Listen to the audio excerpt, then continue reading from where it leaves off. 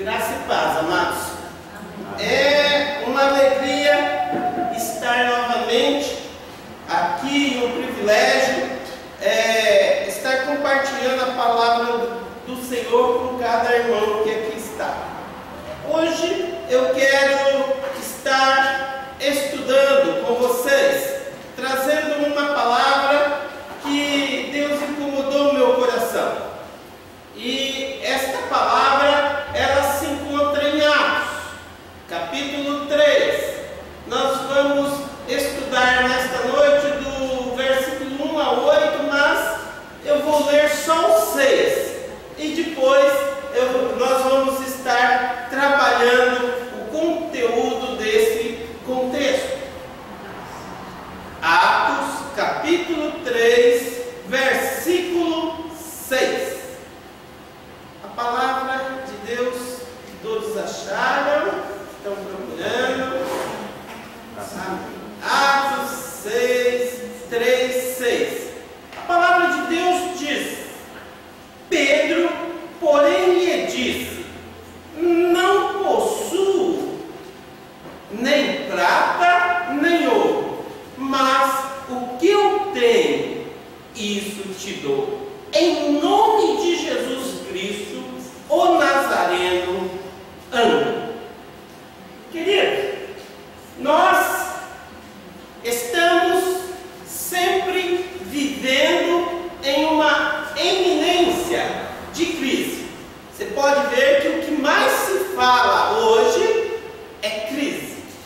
E crise, ela tem vários aspectos. As pessoas geralmente associam a crise somente ao dinheiro. Mas existe crise de santidade, existe crise de identidade, crise de ministério, crise de casamento, crise de enfermidades. Olha quantas crises passamos. E as crises, geralmente, elas são eminentes, estão próximas, vão chegar. E para algumas pessoas, existem crises constantes. Parece que essas pessoas não saem nunca da crise. E a palavra crise, no dialeto em chinês, ela tem dois significados. Um, abismo, e outro, oportunidade. Pessoas que passam por crises, elas podem saborear de um abismo ou de uma oportunidade. E algo que a crise ela é algo natural que seleciona. Pessoas podem ver que em momentos de crises, as pessoas que estão mais preparadas, ou pessoas que se prepararam para uma situação como essa, se destacam. Tem um diferencial. Nas crises, o emprego falta para quem não se prepara. Nas crises, você conhece quem é o seu amigo e quem não é seu amigo.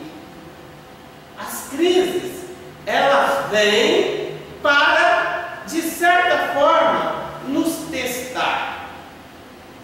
E aqui nesse texto fala algumas atitudes que podemos tomar quando a crise chega.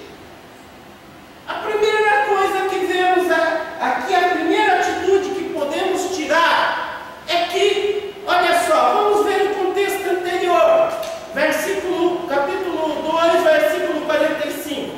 Vendiam suas propriedades e bens, distribuindo o produto entre todos à medida que alguém tinha necessidade. Quer dizer, havia pessoas, as circunstâncias não eram favoráveis, era difícil, que necessitavam de suprimento. E o que acontece? Havia irmãos que tinham um pouco a mais e que vendia e que distribuía. Mas o texto aqui diz o seguinte: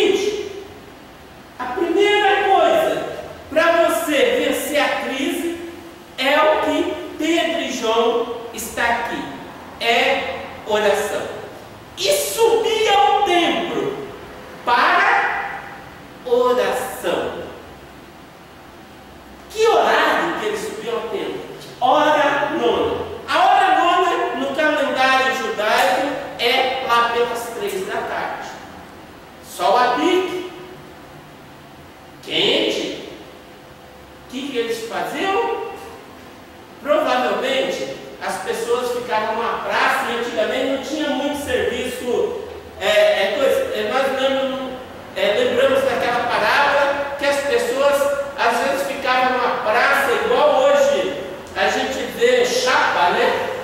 É o chapa, que as pessoas iam lá, contratavam para o dia de trabalho. Seja na primeira hora, que era pelo calendário judaico, das 6 às 9. A terceira, a sexta, a terceira que era das 9 ao meio-dia, a sexta ao meio-dia, a nona e até a 12ª, que era até às 6. E neste horário, o que aconteceu? Pedro e João, eles subiam ao templo. Só que aí a gente vê que a questão da oração. Só que existem pessoas que a crise não é temporária. E aqui fala de um homem. Olha só. Era levado um homem coxo de nascença, ao qual punham diariamente a porta do templo chamado Formosa para pedir esmola aos que ali entravam. A primeira coisa que eu vejo aqui é uma crise por doença. Não é uma crise passageira. Este homem vivia desde nascença. E existem textos que falam que este homem já tinha uma idade de aproximadamente 40 anos. 40 anos. Na mesma crise de enfermidade. Às vezes nós passamos uma pequena crise e nós reclamamos. Havia também uma crise, e nós vemos aqui por falta de recursos financeiros. Aquele homem estava pedindo num lugar que provavelmente já havia dado certo antes. E ali provavelmente era o seu ponto, porque aqui dizia que homens o levavam. E eu calculo que as pessoas que o levavam bem de manhãzinha, antes do seu serviço, para elas irem para o serviço. E este homem ficava o dia inteiro lá, pedindo. E era a hora nona. E chega aí aquele homem e vê a Pedro e a João, e provavelmente eu imagino que Pedro e João iam animados para o templo. E aquele homem esperava receber algo de Pedro e João. Chegando Pedro e João, ele, aqui versículo 3, implorava que lhe dessem uma esmola. Só que a crise era geral. Por quê? Nem Pedro nem João tinha dinheiro. O mundo, muitas vezes, ele espera da igreja algo diferente do normal que as pessoas lhes dêem. E o que acontece? Muitas vezes a igreja, que sou eu, que é você, que é cada um de nós, só oferece o normal para todo mundo dar. Esmola ajudava aquele homem. Só que ela não fazia o diferencial na vida daquele homem. Era algo passageiro que o mantinha na crise, na verdade aliviava um pouco, mas não resolvia. E olha só, Pedro e João poderiam falar: ó, nós também não temos dinheiro, nós estamos em crise, vamos entrar. Não. O diferencial do cristão em uma crise é que, na verdade, a crise, o dinheiro é importante para o mundo. O cristão tem algo melhor. tem algo melhor que dinheiro. Olha só. Ele falou, eu não estou com dinheiro agora, eu não possuo dinheiro nesse momento, mas eu tenho algo e eu quero repartir com você. Em nome de Jesus, o Nazareno anda. Houve uma atitude de vitória, houve uma atitude de fé, houve uma atitude de poder. E aquele homem, ele olhando para o Pedro e João, depois de uma atitude de fé, vem uma atitude de ação. Eu imagino que ele vacilou um pouquinho. Aquele homem. Em nome de Jesus. Aí o que o texto diz? Aqui. E tomando pela mão direita, eu imagino Pedro, ó, vem, levanta. E alguém que nunca levantou, ele se colocou de pé e, olha só, depois que levantou, os seus tornozelos se firmaram. Amados, nós temos que agir em certas circunstâncias com amor, com intrepidez e com fé, crendo que maior é o que está em nós, assim, do que o que está no mundo.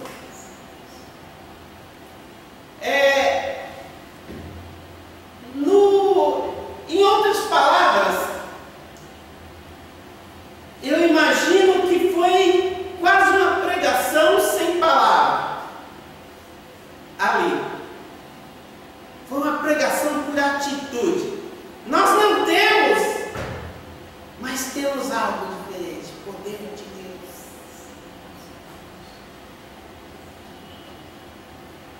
Algo que eu acho interessante e que eu vi essa semana,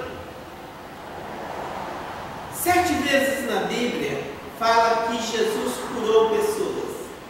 E depois que Jesus curou, menciona outra frase: a tua fé te salvou. Se a fé salva, olha só, geralmente a cura, ela providencia um meio da pessoa crer. E eu lembro que certa vez Jesus curou 10 leprosos. Somente um veio a receber a palavra: a tua fé te salvou. E os outros 9? Talvez foi curado, porque aquilo que Deus faz, Deus não tira. Mas perderam uma chance de algo muito melhor. Receber a palavra: a tua fé te salvou. Só queriam um milagre, mas nada.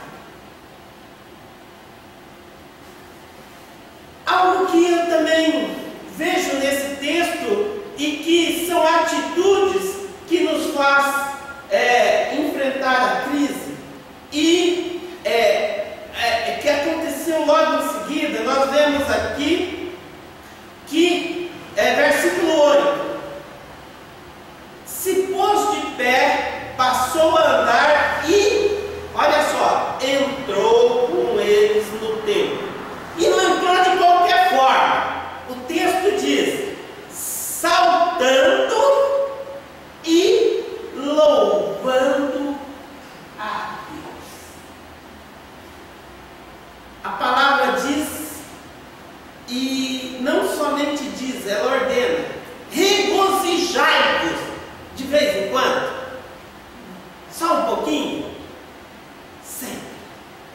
Agora, como regozijar diante de desafortunos? Como regozijar, e nós comentamos aqui de manhã, diante de uma situação após outra que talvez nós não entendemos porque nós não queremos aprender com aquela situação e continuamos a sofrer a mesma situação, e depois nós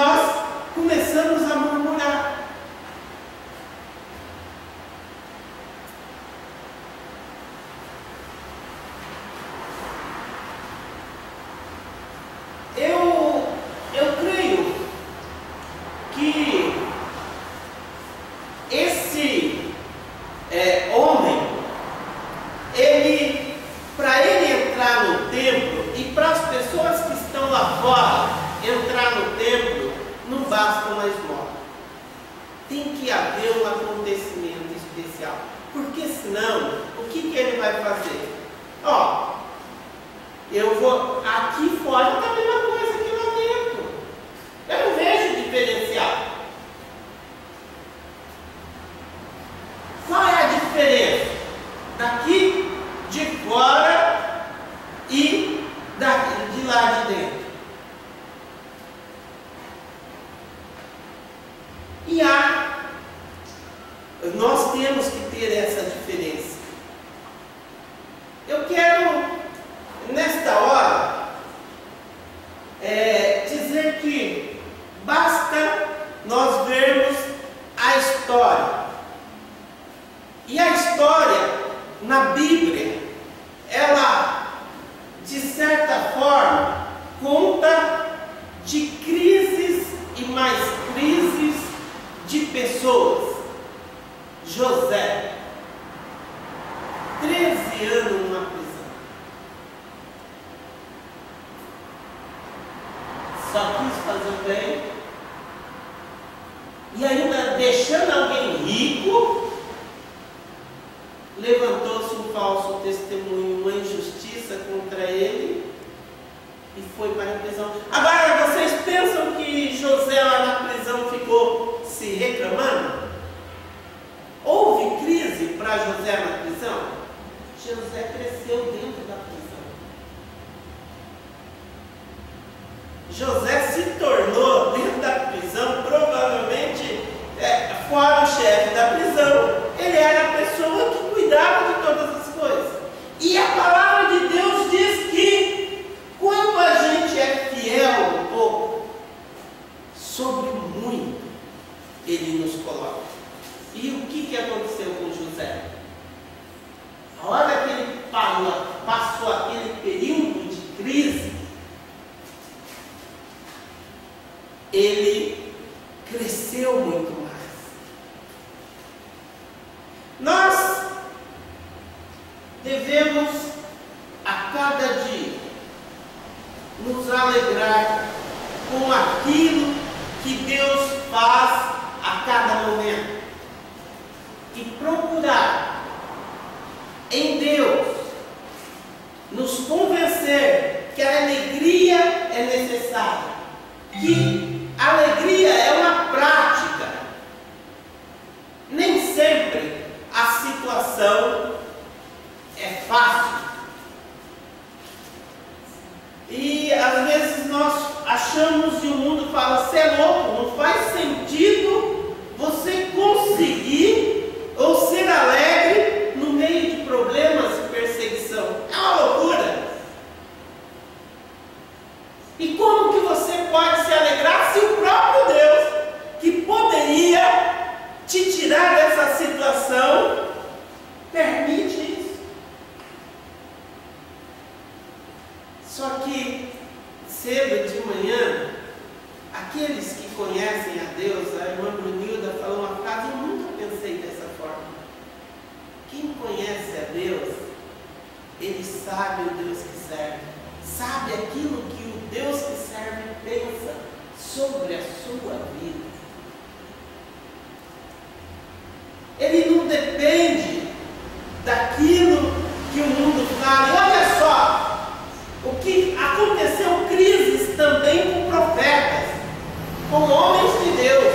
E olha o que o profeta, no meio de uma crise ferrenha, disse, Abacuque 3, 17 e 18.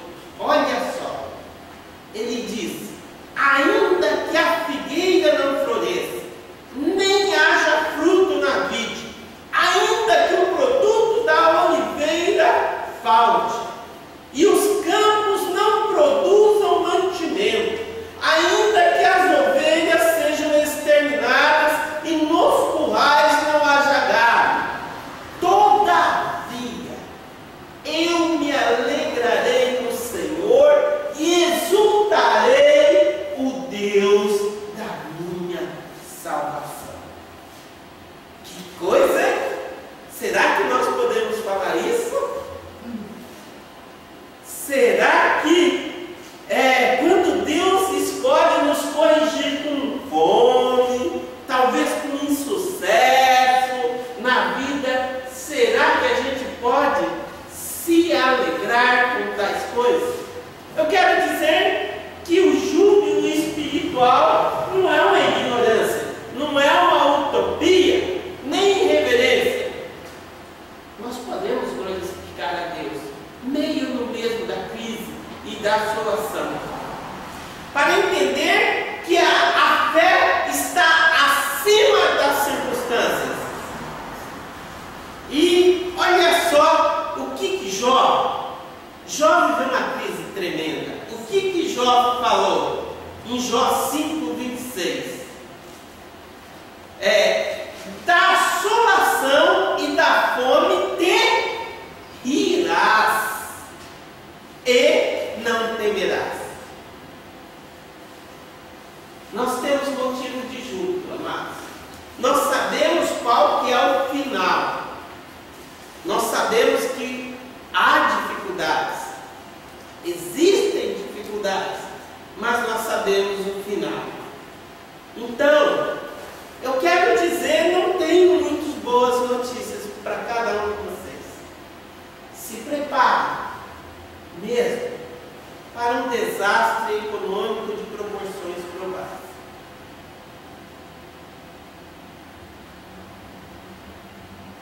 O mundo verá que a provisão só está na mão de Deus.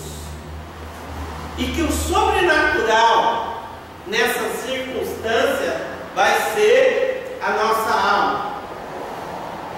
E vocês lembram o que aconteceu no Êxodo, lá no Egito? Até a quinta praga, Deus permitiu que o povo dele e os egípcios sofressem a mesma praga.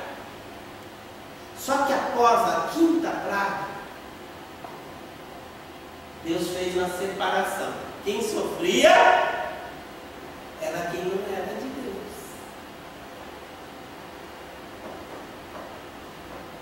Não tenha medo, não duvide.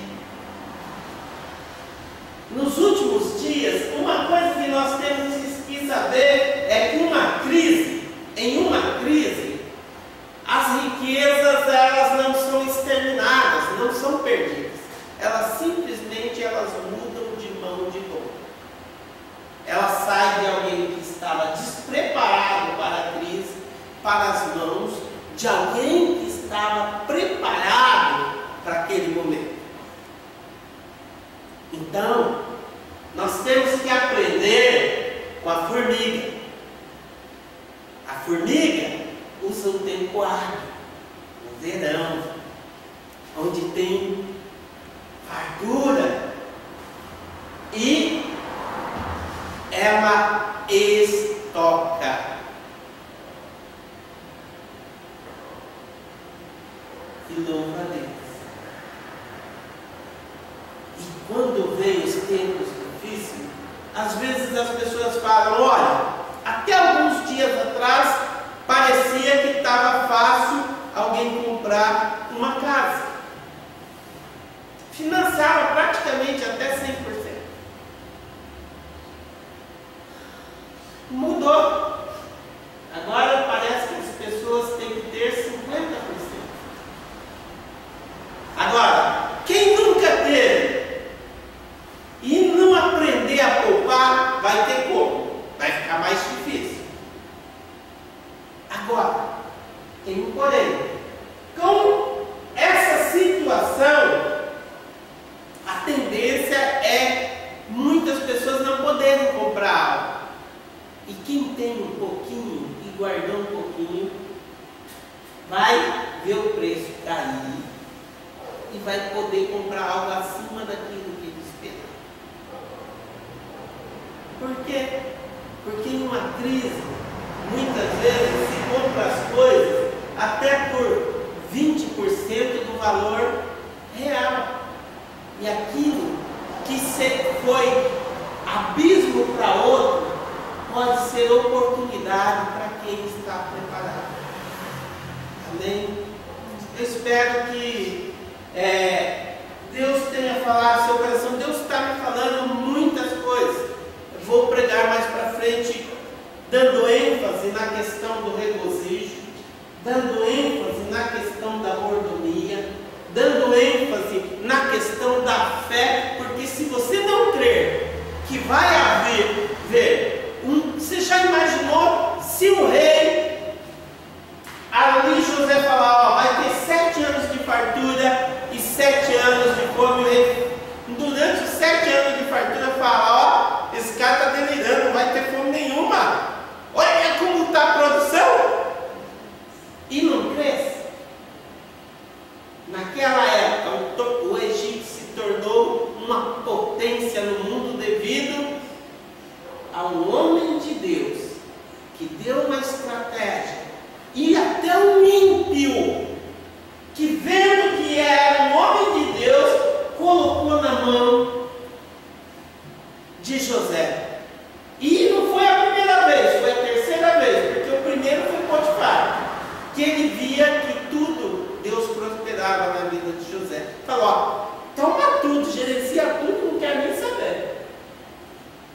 Segundo, na prisão, carcereiro falou, ó, tu é hábil, rapaz, toma conta de tudo. E terceiro, o segundo do reino, vale a pena ouvir a Deus, vale a pena ser fiel a Deus e vale a pena regozijar. Querido Deus, muito obrigado, Pai, por mais esse culto, por mais essa palavra do Senhor da minha vida, que também fez ao meu coração, Pai. Que esta palavra possa ir de encontro ao coração das vidas que aqui estamos, das pessoas que ouvirão através da internet. E que, Senhor, nós possamos ter o diferencial que o mundo precisa para que o mundo venha para dentro da igreja e veja alguma diferença. Hoje, a igreja talvez não possa dizer não tenho dinheiro, mas às vezes diz eu também não tenho poder. Tem dinheiro, mas não tem poder. Mas nós queremos o poder do Senhor em nossas vidas e fazer o diferencial que é preciso. Amém. Amém. Amados, nós já estamos indo para o encerramento do culto. Se alguém trouxe alguma oferta, o dízimo, queridos, ele é uma ordenança e ele repreende várias coisas, tá? O devorador, ele gera para você prosperidade e tudo. Agora a oferta é semente, é semeador, tá? Você semeia, e quem planta muito, colhe muito. Quem planta pouco, infelizmente, colhe pouco. Bom? Atividades são normais, quarta de manhã às 7 da manhã, quarta à noite ou às 8 horas. Convide alguém que esteja em dificuldade. Deus tem operado em nosso meio. Vimos testemunhos hoje da Cristina, hoje de manhã da irmã Hildegar, que certamente testemunhará na quarta-feira, para todos saberem que tinha pouca gente na escola dominical. Deus está fazendo obras tremendas em nosso meio. Fica ligado. Amém? E domingo de manhã escola bíblica dominical e culto de louvor e adoração como hoje. Hoje a Belinha não pôde vir, porque ela está no meu pai. Mas até nisso Deus falou, Deus providenciou a Pamela e a irmã dela, e foi um bonito cântico, um belo louvor. Creio que vamos aperfeiçoar muito mais, porque Deus merece também o melhor de nós. Amém? Levante, alguém tem algum pedido específico de oração? Quer uma oração com óleo? Tem alguma coisa nesse sentido? Não queremos deixar que ninguém vá vazio. Se não, graças a Deus todos estão abençoados. E se tem algum outro tipo de motivo, levante uma das suas mãos que nós podemos orar. Ali temos veem uma mão levantada, eu também vou levantar. Querido Deus, Tu conheces, Senhor, todas as nossas necessidades, ansiedades do nosso coração. Nos dê graça, Pai, de entrarmos esta semana como vencedores e nos apossar da vitória nesta hora, Pai. Hoje, Senhor. Porque nós cremos que o Senhor é galardoador, abençoador de todos aqueles que o buscam e confiam em Ti. Cremos também que o Senhor não despede ninguém vazio da Sua presença. E aqui estamos, ó Pai, mais um domingo para glorificar e adorar. Contempla, Senhor, as nossas necessidades nesta noite, em nome de Jesus. Coloque as suas mãos como forma de receber. Eu vou ministrar a bênção. Que o amor de Deus Pai, a graça redentora e salvadora de Jesus Cristo e as consolações e intercessões do Espírito Santo de Deus estejam sobre as nossas vidas, hoje e para todos sempre. Amém. Amém. Cumprimente o seu irmão.